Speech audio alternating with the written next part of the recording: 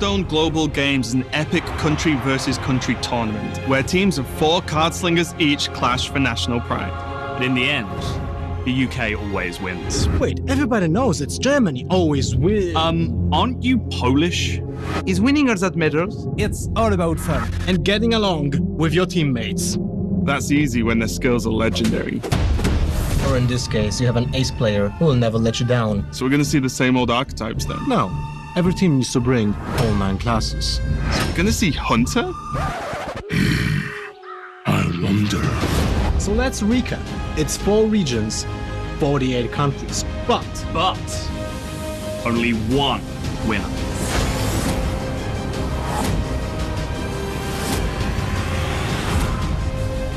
Get ready for the Hearthstone Global Games.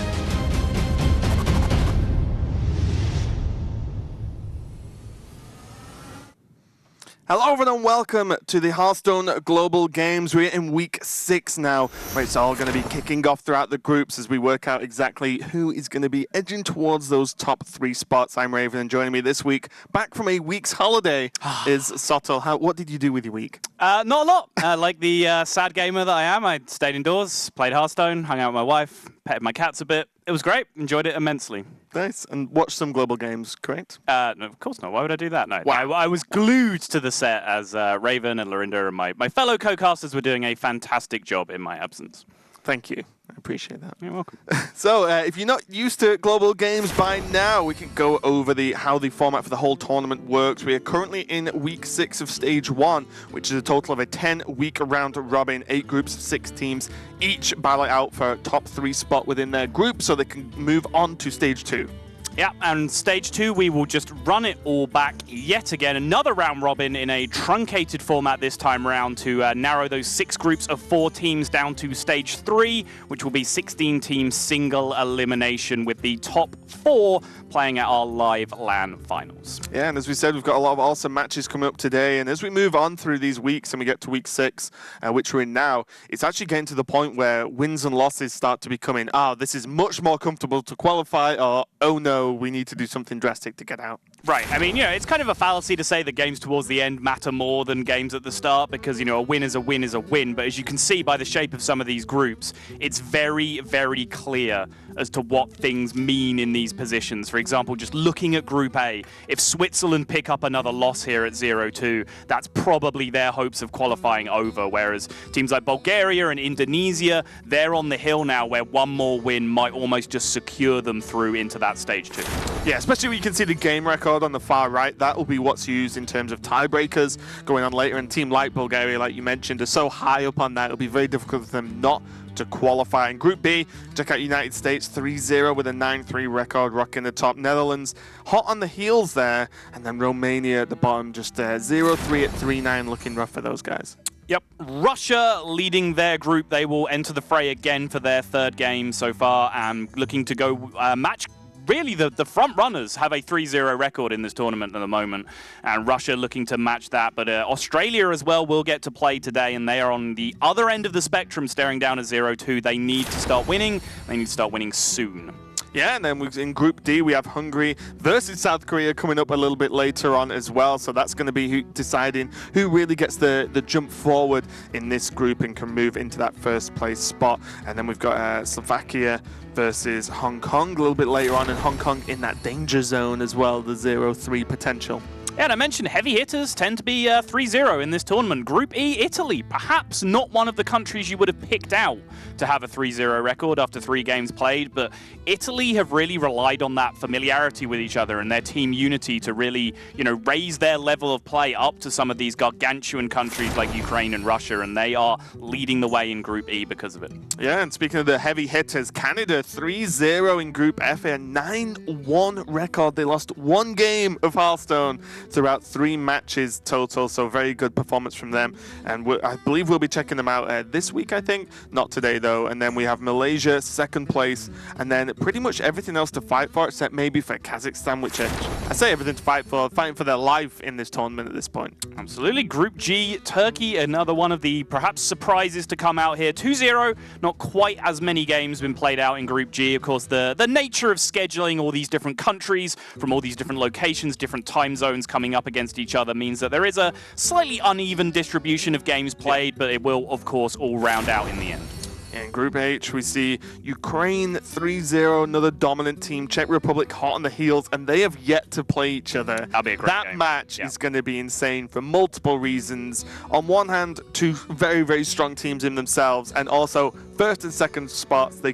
Whoever wins that match will be the first to offer the other one a loss in this tournament. Absolutely huge. Yeah, I think in a lot of the other groups, we've seen that kind of the game between the two leading lights happen early. We saw Ukraine versus Germany, for example, happen early on, whereas that group is one of the ones where, you know, the two teams have really moved their way up to the top, and now they're going to clash for that battle for first place, more than likely. Yeah, getting to boiling point for a lot of these groups, and we can check out what we've got coming up today. We're going to be kicking off with Hong Kong versus Slovakia, then Australia versus Spain. Key match for Australia, need to get a win on the board there. Yep, Hungary will then take on South Korea, moving on to France against Malaysia, which is a very interesting clash with a lot on the line.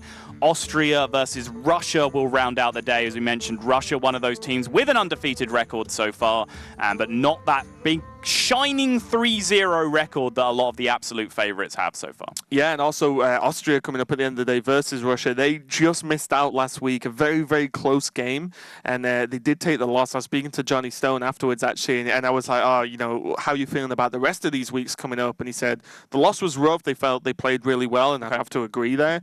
But you know, they took the loss, so they're going to be really looking forward to just trying to get a win on the board. Difficult versus Russia, but this match, Hong Kong versus Slovakia. For Hong Kong, we have Yulsik, Kin, Blitzchung, and Throne going up against Ivan Flock, Richie, Nature Lord, and Pavel 1111.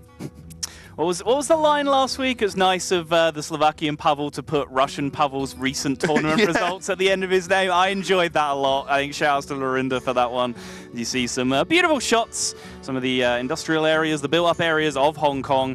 Very pretty-looking country, and just to put your mind at ease, I have not. Ah, okay. I thought it was like, yeah, this is just somewhere I visited last weekend while I was off, you know, just for the fun of it, just so I could say I've been there and there. Bit of a difference in scenery. We go from a huge cityscape there to Slovakia, much more countryside based, and definitely a lot of fields and forests going on there. Yes, Slovakia, though, I have been to, and more along the lines of that is what I'm used to seeing. I didn't see the beautiful countryside, that massive forest that we saw there, but did see some of the old-fashioned European architecture, which they are very well known for. Yeah, and Hong Kong here, and in this match specifically, Hong Kong is 0-2 at the moment, and Slovakia are 1-1. This is going to be, again, just edging towards a must-win, I feel, for Hong Kong. If they lose this one again, it's going to be really rough, because Slovakia, although aren't in a terrible spot, aren't in a good one either, so you really want... When you're in this position at the bottom of a group, you want the teams that are winning at the top to keep winning to a certain extent, right, to then make it more likely you can sneak in a third place. Yep, huge game, and you can see the format on screen now. Of course, this is a team format, best of 5. So first team to pick up 3 wins will take down the series, and the games will play out as you see. So Yulsik against Pavel, and then the rest of the way down. Each player gets to elect 2 classes for themselves to choose from, and then one of them gets eliminated once they see the classes their opponent has on offer. Yeah, deck pairings are something we've talked a lot about, and then last week, me and Lorinda specifically were talking about where you place Warlock in these pairings, and we saw there were instances of Warlock being the 9th class, so to speak, in the Ace match, but what that was doing was it was actually just telling their opponent what deck they were going to pick, because they were, you know, there's the presumption they weren't going to pick Warlock. But we can see Yulsik going for Mage here instead of the Druid, and Pavel going for Paladin, so we see Mage, Druid, Warrior, Paladin combined in 2 pairs. Those are 4 very, very strong classes, and for each team, 2 classes to kind of get rid of early on. Yeah, I think the Mage pick from Yosik's side makes a decent amount of sense. Makes me suspect that the Druid was perhaps an aggro Druid, because you wouldn't want to run that into the possibility of a Taunt Warrior or a potential Paladin. Paladin in general can just do very, very well. Yeah, just Paladin. If it was a Jade Druid, maybe that would be a little bit more beneficial for them and have more possible favorable matchups. But of course, this is the tough part about the format as a whole.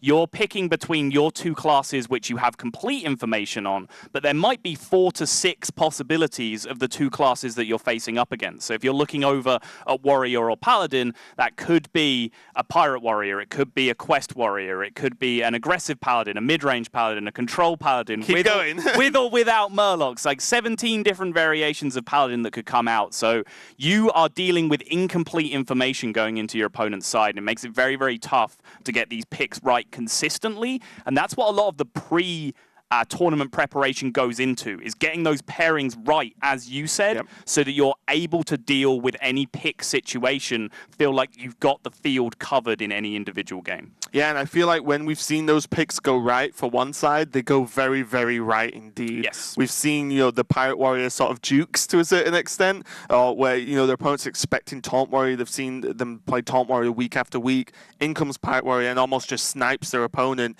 And a lot of the times, the Pirate Warrior, just as one example, gets the job done and then boom, 1-0. Yeah. It's absolutely incredible when that works out. Yeah, I mean, there are a lot of mind games to it, and I think when you do see the big blowout series, the 3-0s, the 3-1s, the one-sided series come out, yes, some of that time is just a superior country outplaying the other, but then a lot of the time it's just one country winning the mind games, winning the deck preparation, building a better lineup, and then having these better picks available to them to create a favorable situation in each round. All right, well, let's get into the first game of today. Hong Kong versus Slovakia. Yulsik for Hong Kong on the Mage and Pavel for Slovakia on the Paladin. Bear in mind, we can just see a player each on the camera, although Yulsik does not quite look quite like that, as he is not... You're looking beautiful He is today, not, in fact, Jaina Pramo, But yeah, they are going to be playing as a team, so all 4 of them are allowed to be on comms together. They will be discussing plays throughout every single game, and even just speaking to a few players here and there throughout last week as well after HGG, they were saying that, sometimes it can actually be really difficult when everyone's just talking at you at the same time. And more I've spoke to these players, more and more they've said, we actually just have it where we just tell people to be quiet and just let me play the game to a certain extent. I think that's going to be massively important as the teams sort of get more comfortable with each other. And I think as you get more comfortable with a human being, you learn to be a little bit more short and abrupt with them, right? A lot of the pleasantries go out the window. Look no further than our relationship if you want to see that in action. So yeah, as countries get to develop here, you will, I think, see a lot of that, okay, just shut up and let me play situation come out. Yeah, very, very important, as there is, at the end of the day, only one person piloting the deck, making the plays. And when the rope burns down, it's all on them to make the correct decision. So let's boil this down. It looks like this is a classic Gunter Mage coming out here. It seems weird to call that deck a classic, but it's been almost replaced by Secret Mage over the last week or so in terms of ladder play. But with the Meteor, the Flame Strike we saw in the opening hand as well, seems unlikely it's going to be playing too much of a heavy Secret package. The Secret picked up from the Arcanologist is Ice Block as well, one of the secrets that you would see in Gunter Mage. Slovakia, on the other hand, Blessing of Kings is one of the more aggressive cards. Primordial Drake and the Curator that we saw in the Mulligan also indicates that Slovakia are looking to go at least a little bit late game with the Paladin. Yeah, I feel like every time we see Curator in a list, it's always the MVP card. Every single time, yeah. It's so good. Mainly because of cards along the lines of Primordial Drake that we see in hand is just insane. Probably just one of the best cards in the set, in my opinion, at least. Absolutely. And being able to just draw at least 1 to 2 to 3 cards from Curator is absolutely huge in a lot of these matchups, because matchups are going longer. Hand size is becoming more and more important in this meta specifically. So having one card that then generates 2 to 3 more often than not in your hand often wins games.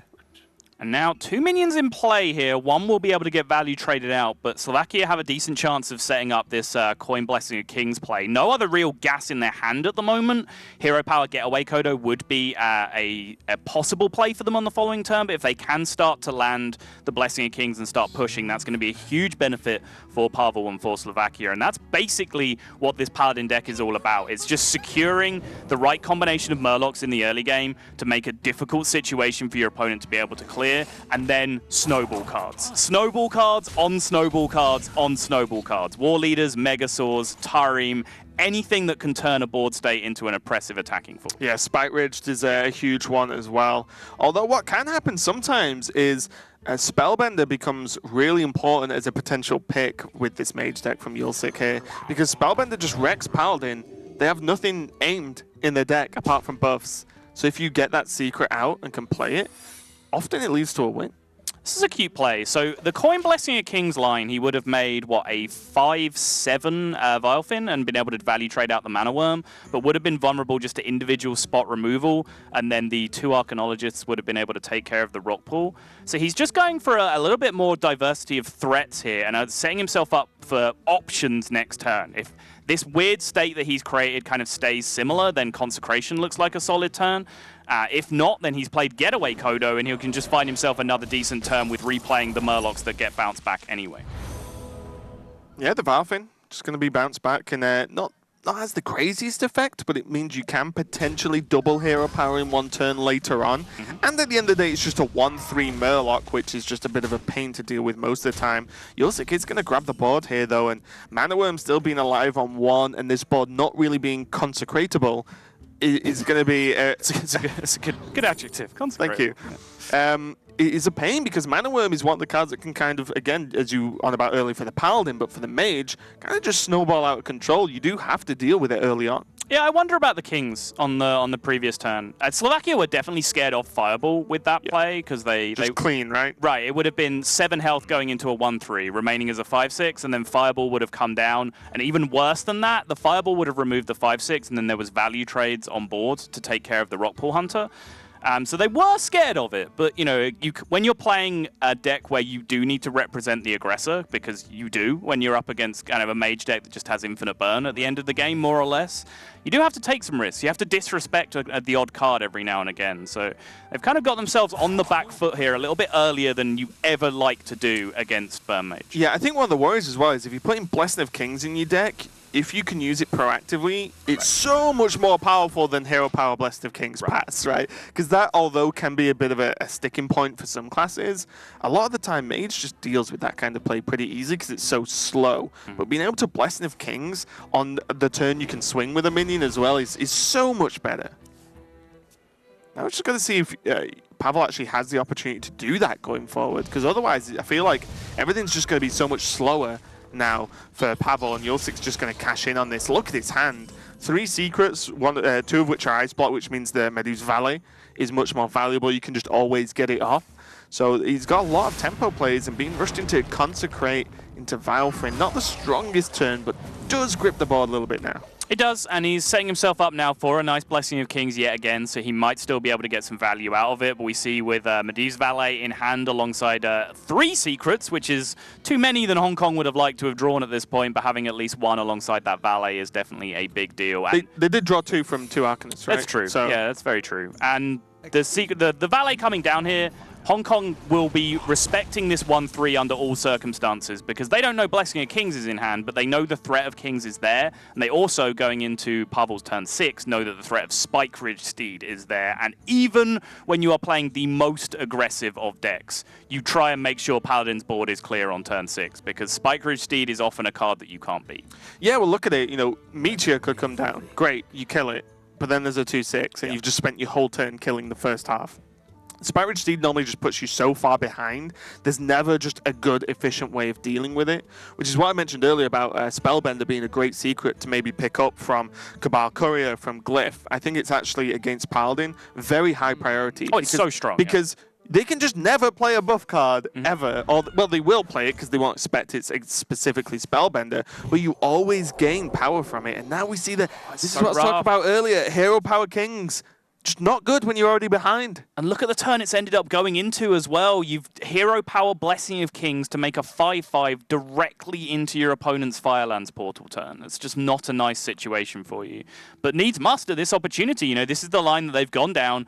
and they need to start generating some sort of proactive threat here. It's worth noting that we haven't really talked about it yet. They did choose to take Eye for an Eye off Hydrologist number 2, I believe, which can create the kind of checkmate situation. It's fantastic against Ice Block in general because you create the situation where they just can't deal any damage even if their Ice Block is still up, since Ice Block will not protect them on their own turn. But now just desperately trying to get onto this board with Tyrion, but they're taking so much damage, and they're now in a spot where the Ashbringer is going to have to be used as a board control tool anyway, which is just going to be more damage hitting the face. And then there's a Fireball, there's a Medivh's Valet, there's a Primordial Glyph in hand that can reach for more burn as well. This is looking very promising for Hong Kong in this spot. Yeah, that's the problem with Eye for an Eye. It's great. It can just straight up win games. You've got to get them to 1 first, though. And if you don't ever get them there, then it's pretty pointless, as when the secret goes up, if possible, the mage will always ping face just to check. You know, as long as they're not on 1 health, of course. We do see Primordial Glyph and Cabal Courier in hand, which means that you can go fishing for a clean answer to this Tyrion. Polymorph, for example. And there's 2 goes at Polymorph Ball, or General Polymorph, to just wipe away this Tyrion, and I think it's a good effort for Primordial Glyph. Is it? I mean, from my position, you're so far ahead in this position that just ping Meteor, hit him in the face for 6. Okay. Like, why take the risk of playing the Glyph and then you whiff on it, and then suddenly you don't have ping Meteor on the Tyrion anymore? You have to make some kind of suboptimal play with fireballing it instead, when Fireball can just end the game right now. Sure, I just think that the chance of just polymorphing it, pushing the damage to anyway. Such a believer. You're such a believer. Well, you've got 2 goes at polymorph, and worst case, you have ping Fireball. It's really not the end of the world. You can meteor anything that comes out. You don't have 2 goes at polymorph though, right? If you whiff it off the Glyph, you don't have mana left after. Sorry, I mean there are 2 polymorph effects, right? There's Boar and just polymorph. So kind of. Is Boar in the game? I might be wrong. It might just be polymorph. I take it all back. Anyway, I am a believer. But yeah, I think... And then I saw her face. It's a great song. I think Glyph, you can always squeeze it in, and you can just get potentially burn, potentially an answer to the Tyrion, or even just go for a secret as well. So there were options there, but I suppose the idea is that you're running out of targets to need to meteor anyway. Right. Primordial Drake's always a fear, though, because it's got so much health. Like, that's not just fireballable. Fireballable. I'm bringing them all out today. We've had consecratable and fireballable. So now we're going fishing for sure, because this 3/7 is massively irritating. Lorinda's favorite card. Shatter. Shatter indeed. No synergy with it, no transform effect to deal with the 3/7, no direct burn just to pair with the fireball as well. Paladin Slovakia on 15 here, so a second fireball or a similar source of damage would have represented lethal over a couple of turns here with Medivh's Valet and the fireball that's already in hand. So that's actually a pretty big whiff off the Glyph to not pick up damage and not pick up the removal effect for this Spike Ridge Steve. Yeah, this is definitely rough as well, because this isn't one of those moments for Yulsik where you don't care about the board anymore because you have burn, right? Your plans just end the game in that fashion. You've got a 4/4 and a 2/3 on the board. You kind of want to hit face with those minions, and you can't. And this is what we talked about earlier. Spike Ridge just puts a huge stopper on anything that a minion-focused deck wants to do. Oh, there it is. There it is. Picks it up. But almost like once you've committed to the Acolyte, ping the Acolyte, you're almost in a spot where you're not even really looking for polymorph at that point. You've kind of just committed almost completely to freeze mage line at that point, where you're just trying to dig more damage from your deck. So yeah, the polymorph will be nice. It's why you see him load up the maximum board presence behind this. So if the board isn't dealt with, then polymorph can just push a ton of damage on the following turn, represent lethal with the fireball. And we can see Equality Consecration is in hand for Pavel here. And yes, he's equalitying a lot of health off his own minion. Does still have the security of that 2/6 behind it afterwards, though. Yeah, I think it's the only real worth thing doing, to be honest, this turn. I think it's going to be really difficult because although the 3/7 is a huge stopper here for the board presence from Yulsik, like, you need to deal with the board because, as you said, you get into the point where you can just die due to like freeze mage shenanigans of just burn straight from hand. So you can't, on top of that, have the secondary pressure of, oh, Andy has the board, by the way, as well. Currently, Pavel nowhere near proccing Yulsik's block, not even close at this point. So this Eye for an Eye is not doing anything, and even just a win here is looking really rough. To be honest, I do actually like this line now that I've looked at it a bit more. You know, if you look at the situation from Slovakia's side, they know there's no polymorph. They've just seen Tyrion get dealt with Meteor, and they've just seen this Spike Ridge Steed not get answered. So from their perspective, polymorph isn't there. So this is them taking a risk and just saying, okay, we can't hang around forever here. We're going to push. We're going to try and set up our eye for an eye. The polymorph draw off the Acolyte is going to punish them. But it's one of those situations where you make a good read, you base it on statistics, and you say, okay, there's only 1 or 2 cards that could be that polymorph. That one card. That one card that was drawn off the Acolyte was the poly. That means Hong Kong did represent lethal with the Fireball, but I'm okay with that play at the end there. The question mark I maybe do have about the play is the coin Blessing of Kings opportunity early on, when we then saw the Blessing of Kings really get no value after that point. Yeah, it's a huge problem, I said earlier on, where the Hero Power Blessing of Kings pass is just horrendous as a turn. Yeah, sometimes the 5/5 can catch your opponent off guard. They're not ready to deal with it. Right. But as you mentioned, going into turn 7, Violence Portal, great. You know, like, great. Absolutely sweet for those guys. Hong Kong 1-0 up now.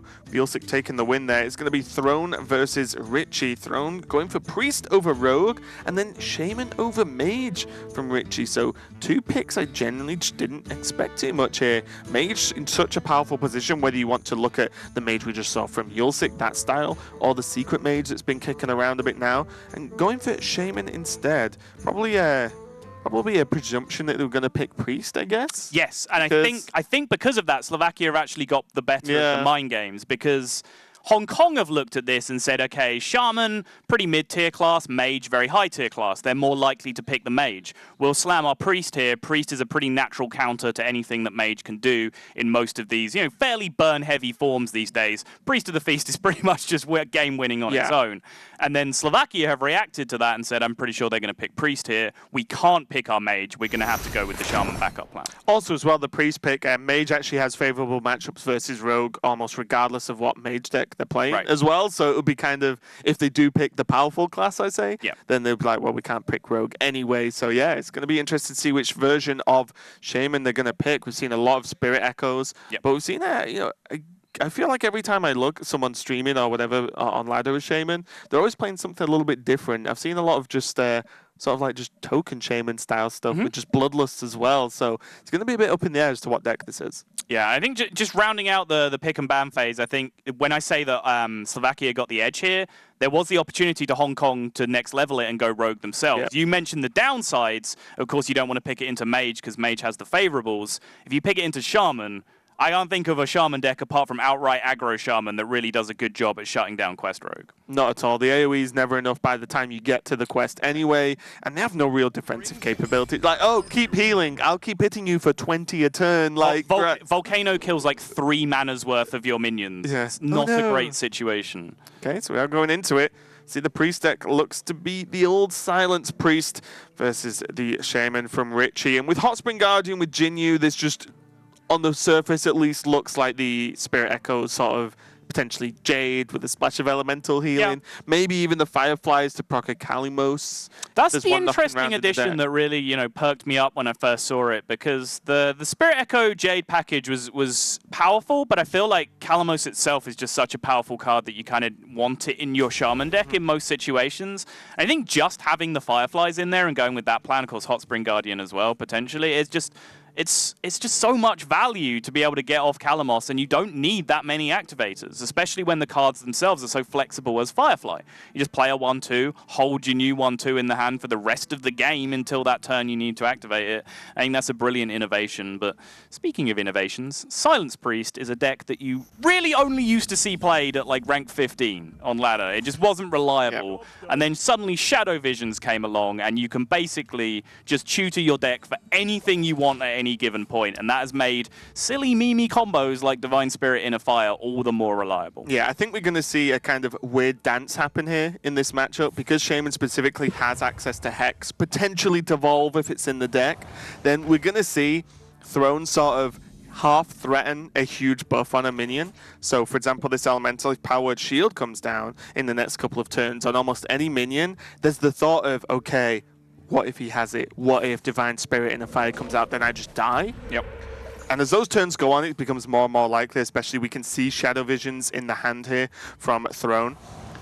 But the problem is, if you just Powered Shield a minion and pass, then they Hex it or Devolve, well, there's one devolve gone. You've only given up a powered shield. It's not the end of the world. So it's going to be this sort of to and fro maneuvers from both these players to decide when exactly they need to try and shut down these big minions. Yeah, I think that's a very good breakdown of the matchup. You need to threaten these lethal situations without actually committing your cards to make it lethal. It's similar in a way to playing a burn deck against a Reno deck back in the day. You put them in situations where you are numbers, right? threatening to kill them from hand, but you don't commit the damage itself. They're scared, you make them Reno, and then you push afterwards. Exact same situation. Threaten difficult situations for the opponent, make them use their key removal, then you can push all in afterwards and actually use your key tools. Yeah, and I think the key here is as well for Hong Kong is that the Shaman deck is on the face of it relatively slow, so it gives time for Throne to just put pieces together. I think this Silence deck struggles when there's some form of aggression, or at least a chance at aggression from their opponent, so then they can't just wait and wait and wait and wait. They have to make some kind of move, and then the move gets answered and then game. Or it doesn't and game the other way. So I think the Shaman deck being really slow is at least a benefit to Throne to try and go against the negatives of, hey, my opponent plays Hex in their deck. Okay, so I imagine Humongous Razor Leaf just seems reasonable on this turn. You can just play it. You don't have to silence it. I think a big trick as well is just put the dumb minions on the board and don't try and do any activation on the turn they can't attack anyway. Just place them there. Make Slovakia think about this Razor Leaf and say, well, you know, do you want to try and deal with it? It's not doing anything at the moment. I do kind of like Tar Creeper in this spot, though, because you're very worried from Hong Kong side here about Maelstrom Portal. The other option is just to play Razor Leaf and not even attack in here, because that way you don't essentially give this Hot Spring Guardian Wind Fury to be able to Maelstrom down your dudes, but losing both of your Radiant Elementals to one Maelstrom Portal is a terrifying prospect. Of course, Slovakia have to have it. Hong Kong can't see that that card is there, but it's still a very rough spot if you lose both of these Elementals. Yeah, I'm actually surprised he attacked, to be honest. I don't think I would have even bothered. Like, you're probably making something giant next turn anyway to punch through the Hot Spring, or you can just attack him with the second Elemental unless there's a healing totem played. You know, I think that would be reasonable to just hold on. Although I suppose that there's not much to even reduce down this turn. If you look at the actual hand, Silence is 0 mana anyway. Inner Fire will be 1, but it's not too bad. It's not like you're rocking Powered Shield into, you know, Shadow Visions into Powered Shield to do some crazy combos this turn. Sure, but, you know, every extra turn that you keep those minions around for is just an extra chance of you getting some value out of them at some point. And you said maybe you're just making something huge this turn, but, you know, the conversation we just had, do you really want to do that? I think potentially just Faceless Shambler was coming down in this spot anyway, but then that's another argument, right? You're just putting a 4/8 taunt in the way of those Radiant Elementals that you could still have then around on the board. Faceless Shambler does an interesting job here as well. This is the halfway point, I would say, between going for it and not. There was a chance that you can wait a little bit longer. In some matchups, maybe you would go Silence in a Fire, then go Shambler, you know, just to make bigger minions, effectively make giants. Right. But now, well, 4/7's a pretty big dude. Well, if you Hex it, though, it's like, I've used no buff cards. This is just a minion on a minion I'd played anyway. So I think Throne is really being a bit tentative here, but in the correct way. Yeah, I think he's understanding the matchup, and I think Silence Priest in general is played dramatically differently in different matchups. Yep. Like you said, just slamming huge dudes as early as you possibly can. If you're against, let's say, Jade Druid, then that's what you are doing. You are just getting things on board, you're giving them enormous amounts of health, and you are just going in as hard as possible. But you see Throne here, it's being a little bit more sparing. Inner Fire not being committed, just getting small increments out of Faceless Shambler. Does Silence just to get the 2 threats on board, so Hex, something as simple as Hex doesn't just take care of all his entire attacking threat. And just diversifying his threats on board just a little bit more, and Slovakia on the back foot here, going to have to disrupt their own curve just a little bit if they want to answer this board state. This is a little bit awkward. We started to see what I was talking about earlier, where Shaman's just kind of all over the place at the moment. It makes a good deck, or at least a reasonable deck, but the theme, there's not really a theme in here. We can see, oh, Fire Elemental, Aya, Stonehill, you know, there's just a lot of good cards, I feel, and then Bloodlust, because, hell, why not? But is it going to be enough? I don't know. I feel these 4/7s are a huge threat, actually. They aren't the big OTK, you know, finishers that we see from Silence Priest a lot of the time. But even if one's dealt with, as you said, the other one's still knocking around. We see Acolyte of Pain and Tar Creeper available, plus a draw from Throne. I do feel like Power Word Shield or even Purify at this point, just to cycle a little bit more, will be very important in the next couple of turns. And you mentioned the dance, and you see that dance taking place here. There are 2 4/7s on the board, and Slovakia are saying, no, that's not good enough for me to Hex. Hex would be a bad turn for me here, just be Hex Totem in this spot. I want to develop the Mana Tide, I want to do something with my turn, and this Hex is one of the most valuable cards in my deck. I don't have access to Devolve, if that's even a card in his list. I suspect it would be. So this Hex is the only thing I have right now to stop a massive Divine Spirit in a Fire minion from just connecting with my face over 2 turns and killing me. Yeah, and this is getting looking big. a little bit tricky now. That Northshire Cleric was very, very important indeed. As I said, you need the card draw. You can actually run out of juice very easily with this deck.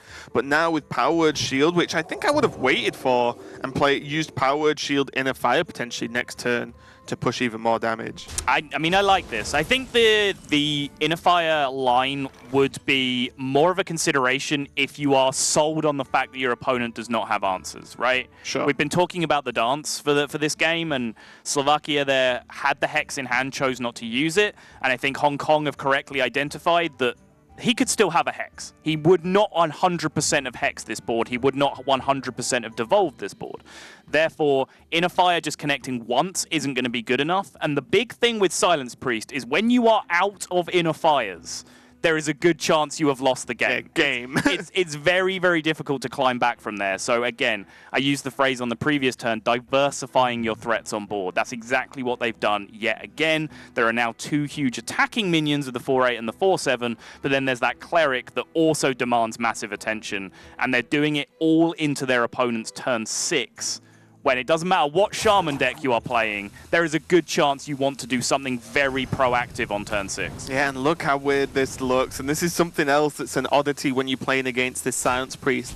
Sometimes just doing damage to minions is the best thing you can do because of Divine Spirit working like it does in just doubling the health of a minion.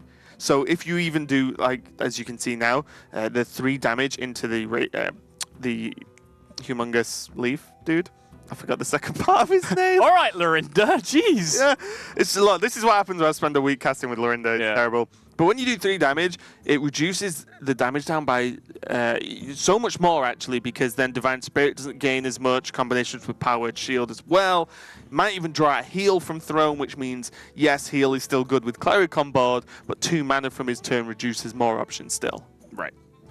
So we are going to see heal come down on Large Leaf Gentleman here, or whatever his new name is.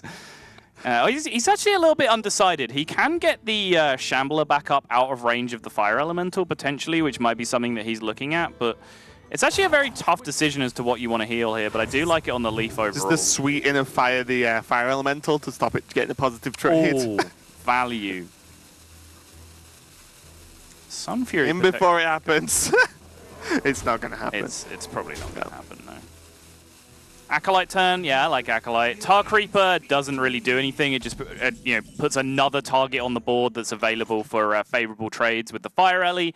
So Acolyte, just to cycle a little bit more here, seems beneficial. The one worry with this board state that you've made now is that this probably now is enough value to trigger their Devolve if they have been hanging on to it. You've committed a card draw card to the board as well. Cleric plus Acolyte is nuts. Yeah. 2 big threats, a Cleric and an Acolyte, would definitely be too much value to go into the Devolve, so they're just taking that risk, and it's going to pay off for them.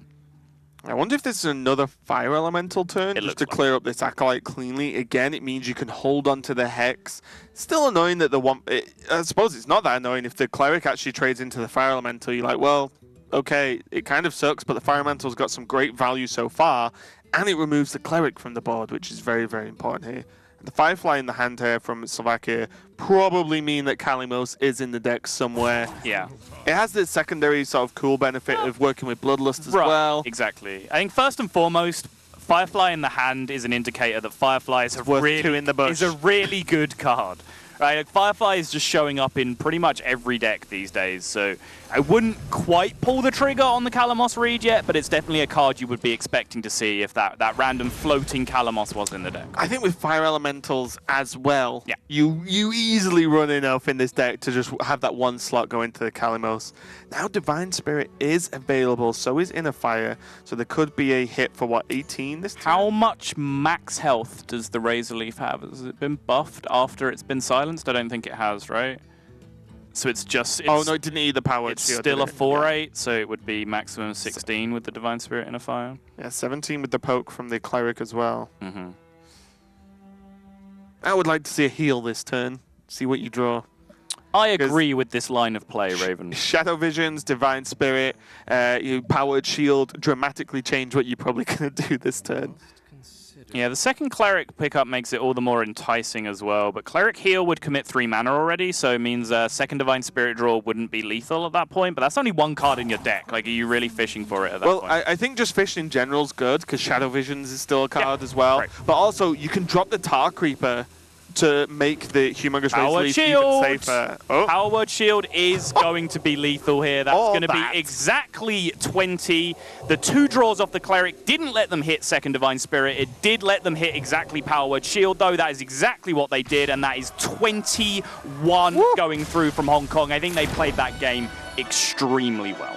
Yeah, and I think, to be fair, from both sides, were you ever going to Hex that Razor Leaf? Like, probably not at that point. Right, it's that's very, the dance, very right? difficult. Yeah, it becomes so close as to the second something gets buffed or has high health. We saw the Fire Elemental just use its Battle Cry onto the Razor Leaf just to drop it down a little bit, just to stop this kind of turn happening. But again, like you said, with the double draw being just enough to get there, that was exact lethal as well. Crazy. Beautiful stuff. And I think, you know, we've seen matchups like this in the past. I used the Reno Mage, the Reno deck example against Freeze Mage, for example. And people said, well, you know, there's just so much healing in the deck. How can Freeze Mage win? And it turns out if you just get a little bit creative with the way you play, you turn what seems to be a very unfavored matchup into actually a favored one. And I think those kind of situations that Hong Kong created there are exactly what you need to do in that matchup, where you say, okay, if you have Hex, if you have Devolve, I'm going to force you to use them for low value, and then I can even just reload back past that again in the future. Yeah, we saw there was still so much left in the deck to potentially get the win after that. As you said, for the reload,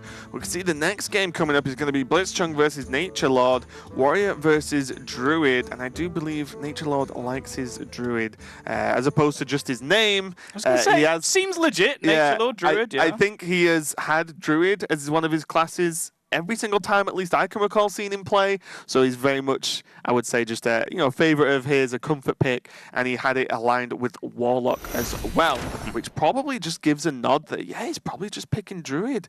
So what do you think the Warrior deck's going to be here? I mean, before I get onto that, I do still wonder about this Warlock thing, like whether there really isn't anything better to do with Warlock apart from just pair it with a class and say, okay, I'm not picking it. We saw Warlock get played twice last week, we did, which was kind of crazy. But both times I think it lost. Or was it 1-1? I think. Didn't Zoo pick up a win? I think it was 1-1. But it was Zoo against Druid, right. And they had a great opening, and exactly. Druid doesn't have an answer to anything Zoo does. I've been thinking about it, and that's the only thing I can come up with, where you pair your Warlock with a class that encourages your opponent to pick a bad matchup for Zoo. Right, yeah. So you pair it with something that makes them pick Quest Rogue, and then you throw that surprising Zoo at them. The problem is that's actually kind of hard to do, because even if you pair it with Warrior, right, they pick Quest Rogue into your Taunt Warrior, they wouldn't pick Quest Rogue into your Pirate Warrior. Yeah, so they probably pick the other one. The combination of a potential Pirate Warrior and a potential Zoo means they're not going to pick Rogue into that anyway. And I really sat and tried to think this through for a very long time. What's all really spent last week doing? It actually is, yeah. I'm just a massive nerd. The secret's out. Just trying to find a solution to this Warlock problem, and it's really, really hard to do. Like, Warlock is in a very, very unfortunate spot right now, and that's baffling to say, considering how powerful either Handlock or Reno Lock or Zoo or Mali Lock or any other type of Warlock deck has always been. Dragon Lock. There has always been one. Highlander pun not intended. There's always been a Warlock deck around that was dominant, and it's crazy to look at a meta now that just doesn't have Gul'dan in it. Yeah, it's very strange as well because it's not as if this set doesn't have some good low drop minions. You know, you look at Firefly as well. Yeah, the problem is that everyone else can also well, play that's Firefly. it, right? Yeah. It looks to imagine if Firefly was a Warlock card, suddenly Yes, please. Zoo runs rampant. Yeah. But yeah, very, very strange indeed that the early game seems to have been almost solved for almost every single class. They can do something to deal with an early aggressive minion-based opening. Talk about early aggressive openings. Good old Pirate Warrior from Blitzchung. Going to be on there with the Mortal Strikes, Leroy and Cork, an Elite in hand. Probably going to be a full mulligan, I imagine, here. Throw them all away.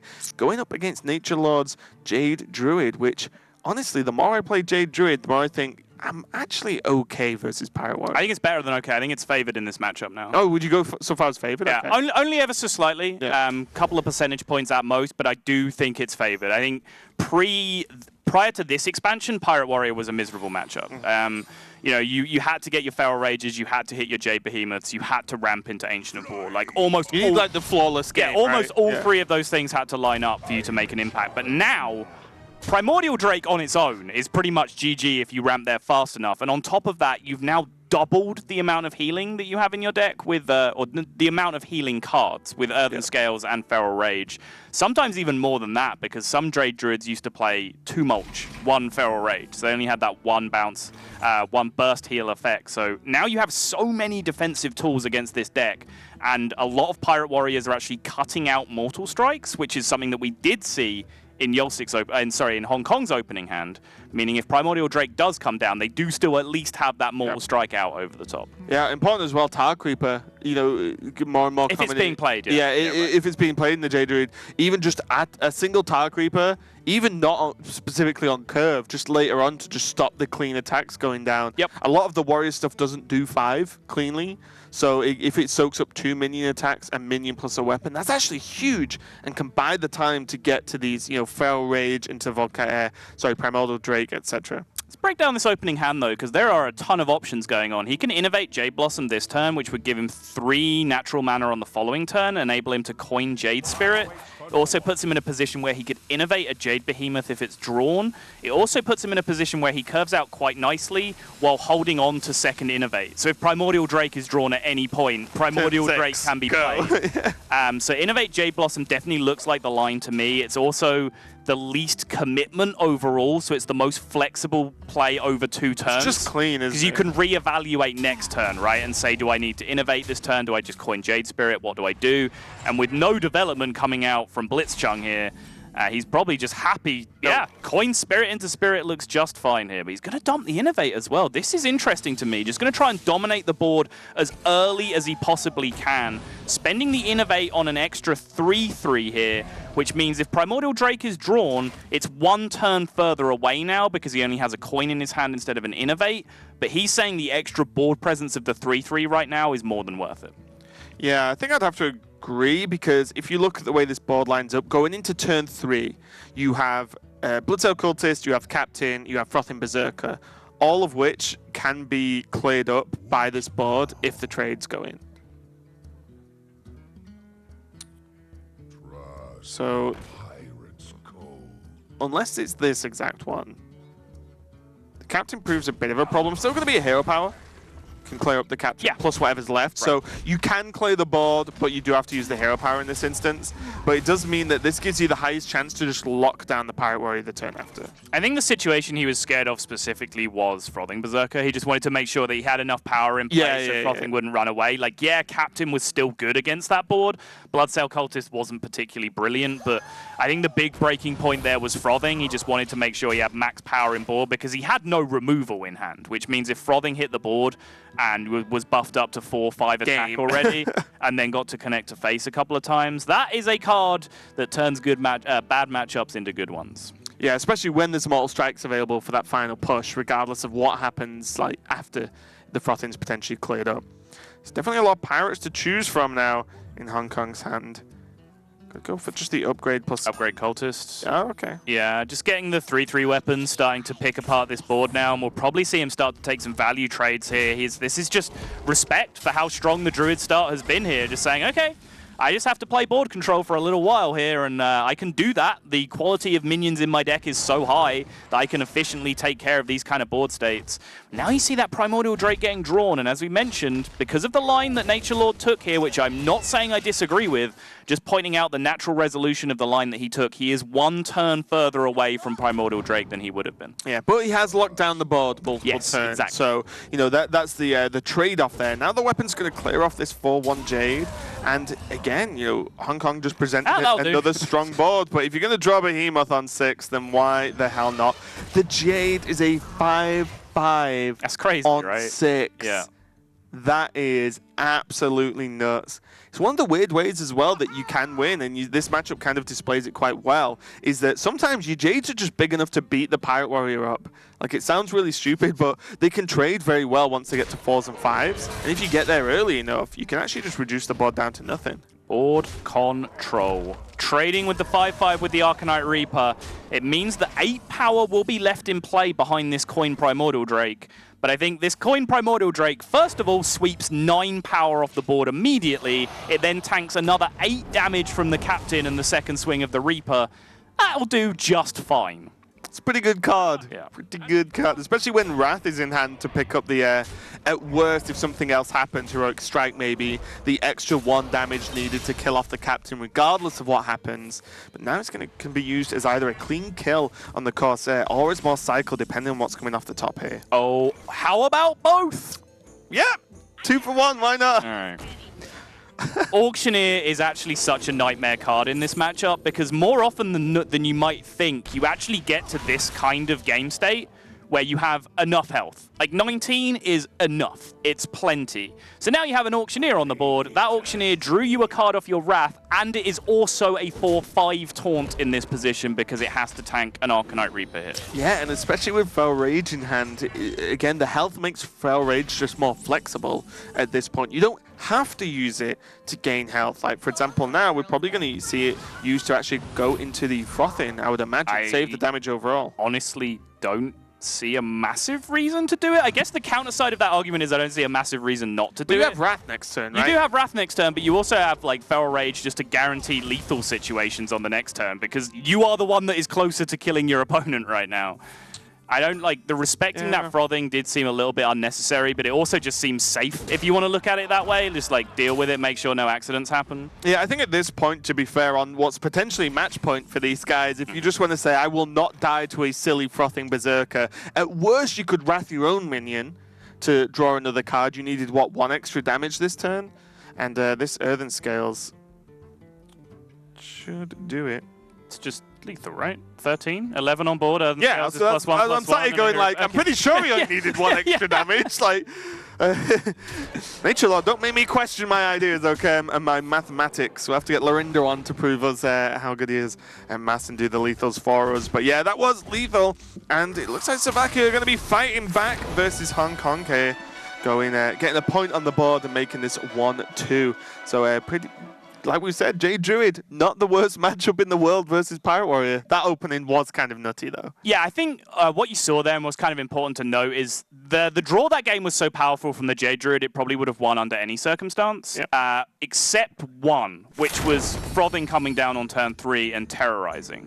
And I think Slovakia played around that very well. They put themselves in a position where they said, okay, we've been dealt this fantastic hand. Let's not screw this up and lose to the one thing that we can lose to. Let's get this power in play so we can punch back against their turn 3 power plays. It's exactly what they did. And the payoff with the Primordial Drake, which I said was the slight downside of that, came down on the perfect turn that they needed it to. So they navigated through that quite nicely indeed. Yep, really nice to see that no matter which way anything happened, if the Frothing came down, it was dead. Like, there was no other way you could get around that. So pretty cool plays there from Slovakia, and they are going to be going into a Paladin and Rogue matchup here. I believe Rogue for Slovakia, Paladin for Hong Kong. So it's going to be a tough one. The big question is always, what is this Rogue? I always just feel I naturally lean towards, well, Quest Rogue is just so powerful. You can just beat someone out of nowhere, as well as potentially play a longer game. So would you ever not want to pick it? What are you picking Miracle Rogue for in this format? What are you trying to beat? I mean, I'm going to go ahead and break my own rules here. I get very triggered when people compare Quest Rogue to Patron Warrior, but I think there is one comparison here that's actually quite valid, which is, back in the day, which warrior deck did you bring? Well, if you can play Patron Warrior, you bring Patron Warrior. There is no debate. It's the best deck. It doesn't matter what the meta is. Patron Warrior was just so much more powerful than everything else, even in a world where people are targeting Patron Warrior. If you were a good warrior player, you brought it. Well, there was the old, like the Warlock, right? There's that handlock. It's like, well, people are always going to bring it. But Patron Warrior is still great, so why not? So now we're living in this new world where there's this new kind of crazy combo deck that no one's really quite sure of the actual power level of, but there is a handful of players who are getting extremely good at this deck, and innovations keep coming out. Tarville Stoneshaper, for example, coming into the deck, and people are still refining the list. So if you have practiced Quest Rogue, if you think you're a competent Quest Rogue player, if you think you can navigate your way through primarily the aggro matchups, which are some of the most difficult ones, I don't think there's any reason to not bring Quest Rogue. Yeah, I think as well, against the aggro ones, that's what we've been seeing Tolvade Stoneshaper be used in, to actually just put, just a stopper on it. I was playing it the other day just to test it out, and I got a lot of questions like, why are you playing Stoneshaper in this deck? I'm like, play an aggro deck versus me, then I'll tell you, and let me draw it, and then I'll tell you, because although it's, it's 4 mana, it's not doing anything particularly crazy with bounces, you do just play it when you can most of the time. It just stops aggressive decks in its tracks. Like, it's kind of crazy, actually. And I think it's a nod to people realizing you actually don't have to be in a massive rush. I think early on we saw people, like playing a minion on turn 1 and shadow stepping it, or turn 3 straight away. It's just like minion, bounce it back to my hand. This might sound obvious, but like turn 6 is turn 1, 2, and 3 all put together. Right, so if you have, in terms of mana cost, it is, right? You understand what I'm saying? So if you've done nothing towards your quest on turns 1, 2, and 3, and you start doing that all spending the 6 mana that you have on turn 6, you actually haven't lost that much time at all. Especially if you're negating an aggressive opening, exactly, right? That's right. And that's what I'm saying. Like, people got way too focused early on in just playing minions and bouncing them on turn 2 and turn 3 and turn 4. Whereas now what you can do against the more aggressive decks, against the board development decks, is just play the solid minions that you do have in your deck and try and fight for a bit of board control. And if you've then got even more solid minions like Tolvir Stoneshaper and sometimes even Tar Creeper now in your deck to be able to do that, crazy talk. Suddenly you're actually in really good shape to find a way through. It is going to be Quest Rogue, so that entire talk was not wasted. That's very good news. Always a bonus. And the Paladin, on the other hand, I think a lot of this matchup is going to come down to a couple of things. Firstly, 1-drop Murlocs. You have to hit them. You have to snowball them. You have to really get the aggression going. And secondly, if you don't just get the very, very aggressive kill, it's then, can you squeak out just 1 or 2 extra turns with a Spike Ridge Steed, with an Equality Consecration? Just find that 1 extra turn that you might need to draw True Silver to end the game off the top, for example. Yeah, it becomes very similar to the Mage matchup as well, where the Ice Block normally gets you that 1 turn to actually just finish them off as well, because you can soak up that hit. And, Equality Consecrate still does a similar thing. And we see Harrison as well in this list, so kind of built to beat the more mirror matches, the more warriors as well. Even a sprinkling of Shaman, I would say, but going to be pretty slow and kind of pointless, I imagine, in this specific matchup. Yeah, what isn't slow and pointless, though, is the Murloc Snowball. That is exactly what we do see here. 1 into 2 into Coin Megasaur will do just nicely, but Slovakia have one of the best defensive hands against a board development deck here, which is Glacial Shard plus bounces. They can stall for a long time with this setup, but look, this is exactly what I was talking about. Turn 3 coming up here, and their first focus is just to try and draw some cards here with the prep. They're not even necessarily going to start going off towards their quest here, although now with Brewmasters getting drawn, yeah, let's get this done as quickly as we can. Wow, 3 bounces and a Glacial Shard. Definitely what you want versus an aggressive deck.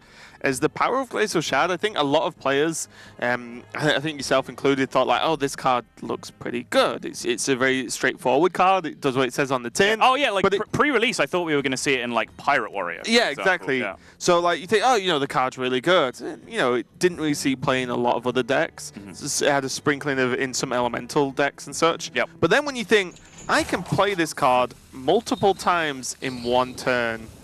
I could just freeze my opponent out of the game and keep doing that.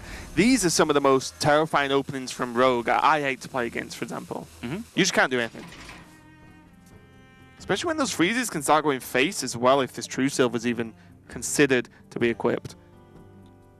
Yeah, you know, unless there's a Shadow Step, that 2 shards can only be played on the next turn, so it's hard for him to freeze a massive board if you do go that way, but the fact that Shard is just in hand with all the bounce effects he needs to finish the quest is just incredibly brutal in this spot.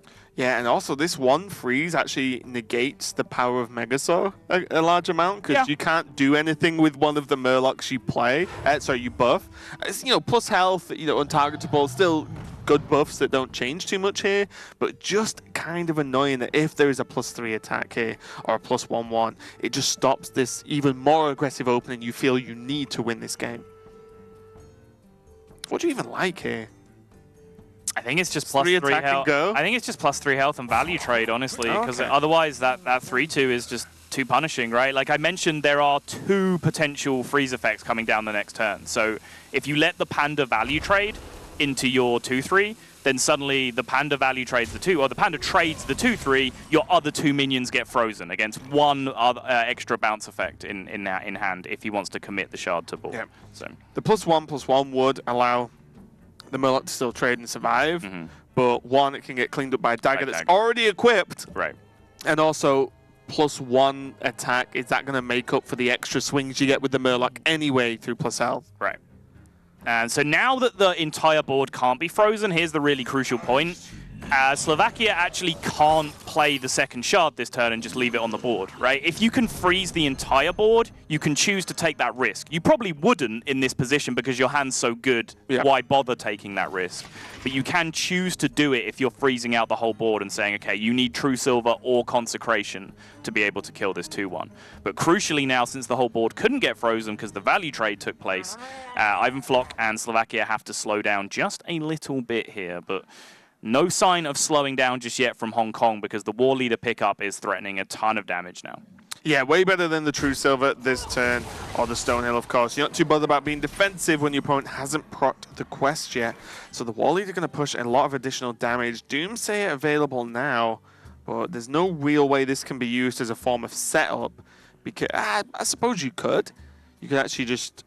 Can you double bounce? Oh, no, you can't. And play Doomsayer. No. Just short. I was thinking even if you leave the Glacial Shard on the board and play the Doomsayer, it's going to soak up some attacks because of how strong the Paladin board is. It's not really possible here, so... Yeah, it's nothing fancy this turn. It's just get the quest done, and then next turn you have 5 mana for the quest, and then 1 mana for 2 5/5 charges. Just hope that that's good enough to get you back into the game. There was a chance that you could actually bounce, play Doomsayer, not replay the Shard, and play the Shard next turn with the quest. Which would have at least bought you a turn's worth of attacks, but this kind of does the same by freezing the second minion. Well, you'd rather play Deckhand in the same turn as Crystal over the Shard, right? Like, you'd rather have 10/10s worth of charge than just have a 5/5 freezing the board. So second War Leader can make these Murlocs even more hench than they are now. Hench! What a word. I was the one tweeting that I was going to cast in London slang this week, and then you bust out hench. What? It's always a team effort with us, Sol. Come on. Yeah. It's going to be True Silver just to clear up the board, though. It means next turn the War Leader is going to be a huge push, if it even gets that far, though. Because as you said, the quest plus the Deckhand, that's 2 charges for 1 mana at 5/5 each. Igneous Elemental, probably not what Slovakia wanted to draw here. This is the one slow card you don't need now because the quest is already done. We're going to see a second value trade here from Slovakia. That's the option. Do you take maximum damage off the board and lose your 5/5 in the process, or do you take a value trade and require a second resource to be sent into the remaining 5/3? 21 life is a lot of life to still be playing with in this spot. Yeah, I think I do like the trade into the Rock Pool, though, because it means that nothing cleanly trades back into the Deckhand. If the weapon goes in, well, your Deckhand's hit face. Great. If the Megasaur goes in, you know, even better. So, yeah, I wouldn't mind too much to trade into there. I suppose this is similar. You just don't put the dagger to face. Yeah. The only thing here is then this means that there needs to be another charge of the dagger to put Hong Kong at one of those breakpoints of 25/26 with a charge. Because if he goes, although the weapon actually alters that, right?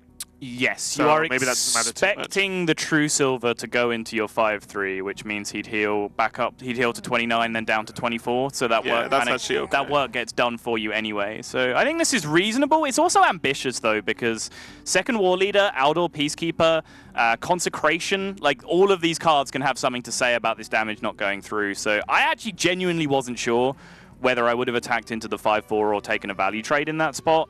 It'll be one of those life coach situations where sat head in hand, I watch the rope burn down as I try and figure out what seems to most people is a fairly inconsequential decision. Yeah, I think looking at the shape of Ivanflock's hand, though, this doesn't lend itself to bursting him down, right? This is very a doom. Well, okay. Nice one, pig. You're trying to disprove my point to a certain extent. Doomsayer, Ignis Elemental, and a Brewmaster. Both those minions not minions you want to bounce. And so there's not much you can do. This extra 5 damage, you still aren't even close to pushing through lethal. So I think the fear was if a second Megasaur comes down or further board development, you might not survive to the point of being able to actually kill your opponent here. Right.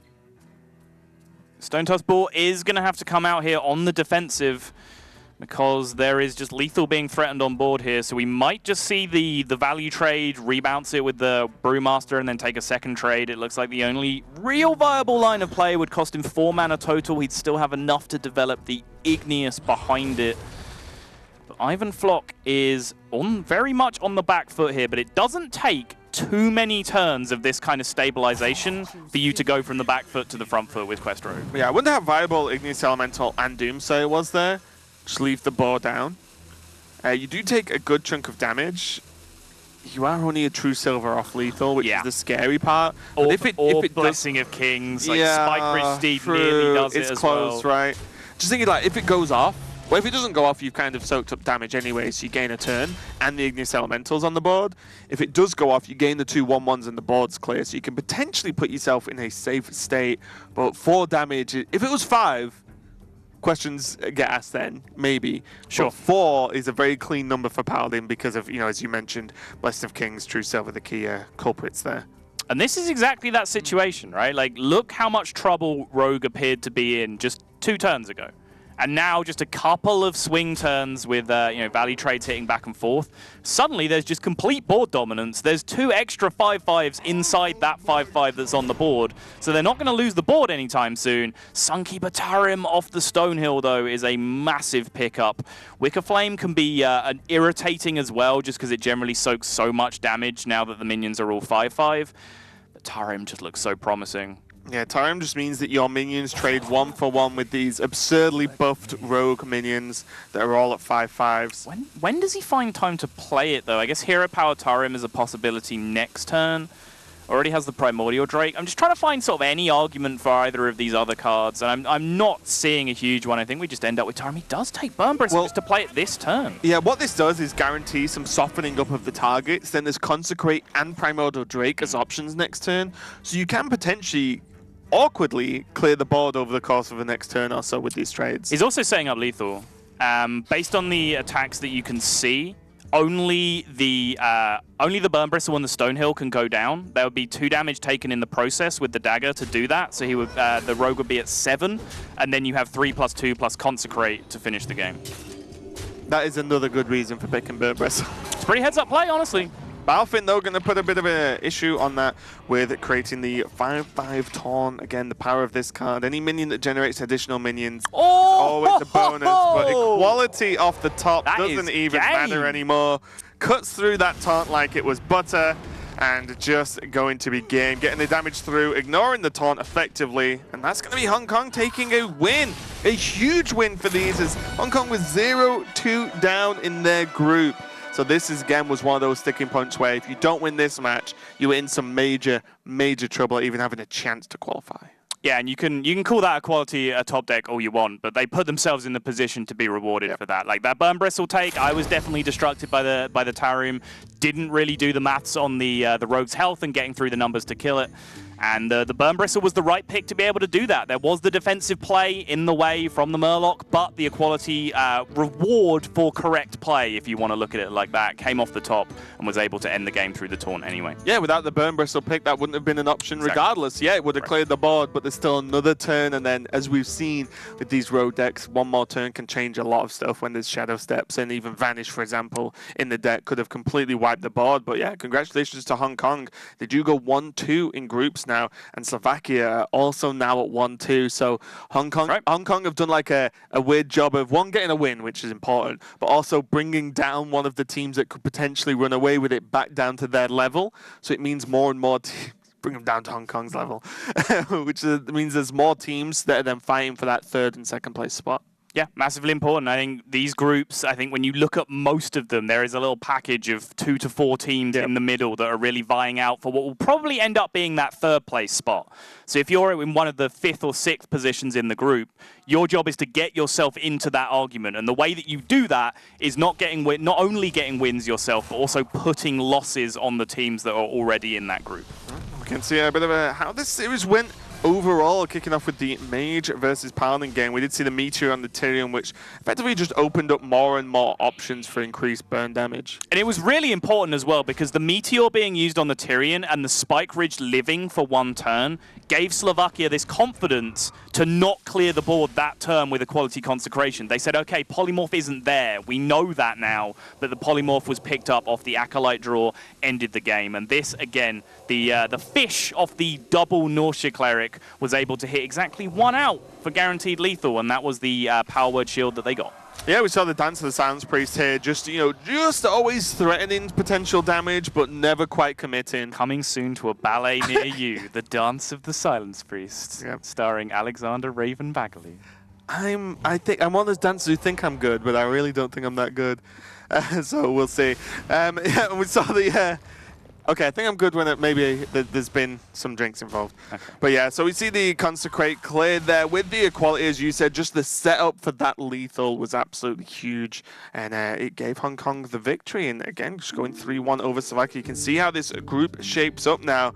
There you go, Slovakia at the bottom now with the game score of, the game record of 1-6, which I think must be wrong. Yeah, that doesn't seem possible due to the laws of maths, physics, and the universe. Yeah, but still, it means that, as you can see, the bottom few teams on that table are actually all very, very close, identical in score at 1-2, and guessing at what the maths looks like, game score looking very, very close as well. And we've even got more games from that group coming up a little bit later. We've got Hungary and Korea playing that are going to be at the top of that group that will then potentially push back their opponents a little bit lower. Yep, and it's just it's one of those groups there where there is no real clear outcome just yet. There's a few less games that have been played in it, first and foremost, and a lot of the teams do just have those kind of middling records. So there is still a lot of action left in that group. But crucially, Hong Kong have now gone from being an irrelevant force to actually being in the argument now to maybe pick up that third place spot. Yeah, it's going to be a great victory for them, but we're going to go to a very, very short break while we set up the next match. So don't go anywhere, guys. We'll be back soon.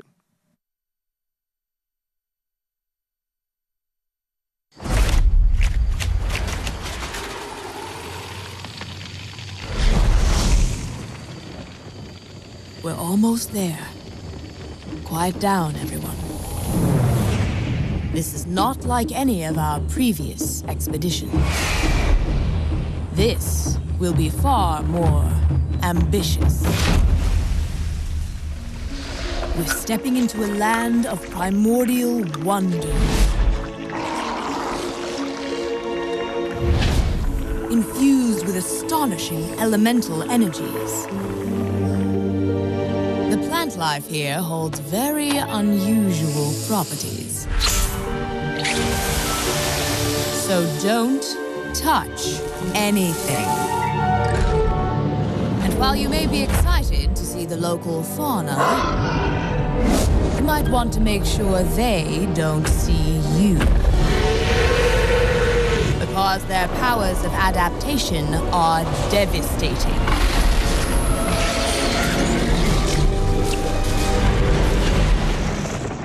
Make no mistake, we will be tested at every turn. But if we stay on our guard, we might just survive.